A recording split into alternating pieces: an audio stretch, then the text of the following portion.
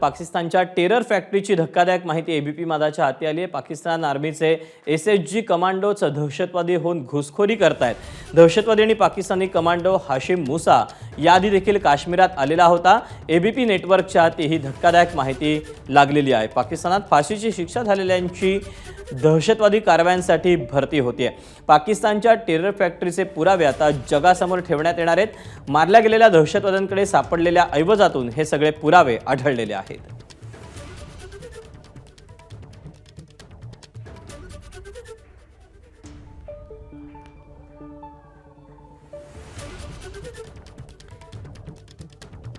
पाकिस्तानची terror factory कशी उघडकीस आली आपण जाणून घेऊया। जुलै 2024 मधील सेक्टरमध्ये एसएचजी कमांडो उमर फारूक सुलतानचा मित्र नोमान जियाउल्लाह ठार झाला। ओसामा बिन लादेनला अमेरिकेने मारलेल्या ओबोटाबादचाच नोमान हा रहिवासी। तोही एसएचजी कमांडो असल्याचा संशय आहे।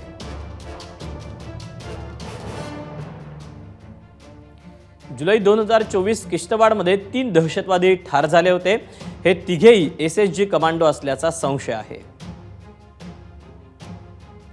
ऑगस्ट 2024 मध्ये तंगधार सेक्टरमध्ये ठार झालेल्या जहीर अहमद अब्बास हा रावळपिंडी जेलमधील कुख्यात कैदी होता। जहीर अहमद अब्बासला फाशीची शिक्षा झाली होती।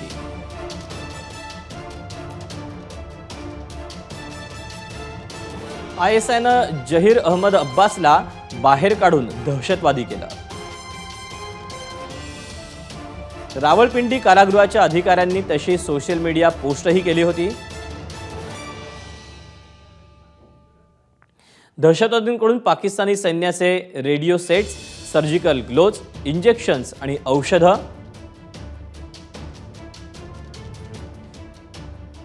गेल्या वर्षी काश्मीरात ठार झालेल्यांपैकी 80 ते 90% दहशतवादी हे पाकिस्तानी असल्याचं उघड झालं आहे।